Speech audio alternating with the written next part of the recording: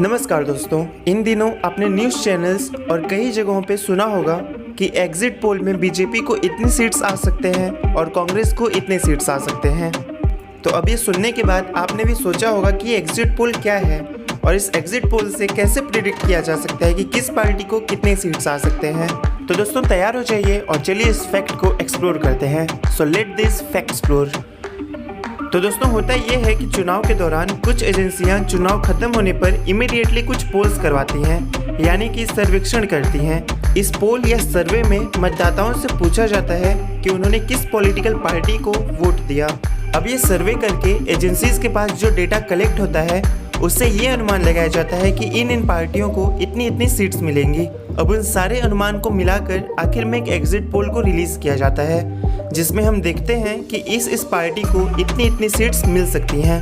दोस्तों एक बात यहाँ ध्यान देने वाली है कि एग्जिट पोल का 100% एक्यूरेट या करेक्ट होना डिपेंड करता है। वो हमेशा 100% करेक्ट नहीं हो सकते।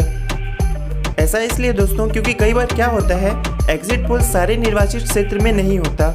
कभी कोई निर्वाचित क्षेत्र में करते हैं, कई बार किसी अर्बन एरियाज में करते हैं। तो आप समझ सकते हैं एग्जिट पोल हमेशा प्रिसाइज या एक्यूरेट नहीं होता।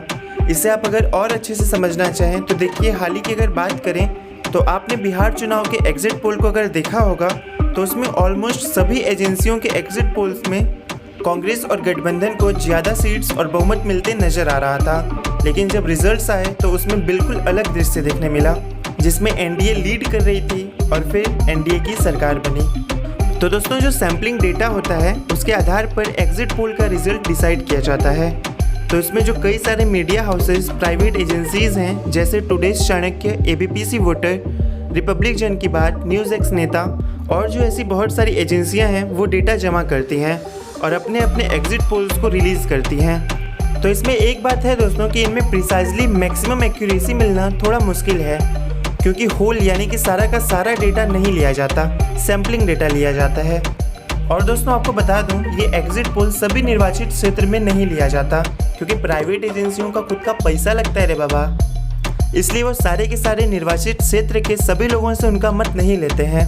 कुछ क्षेत्रों के कुछ लोगों से उनका मत लिया जाता है, जिसके बेसिस पे एग्जिट पोल्स का रिजल्ट डिसाइड किया जाता है। तो दोस्तों अब आप समझ गए होंगे कि एग्जिट पोल्स क्या होते हैं और कैसे काम करते हैं।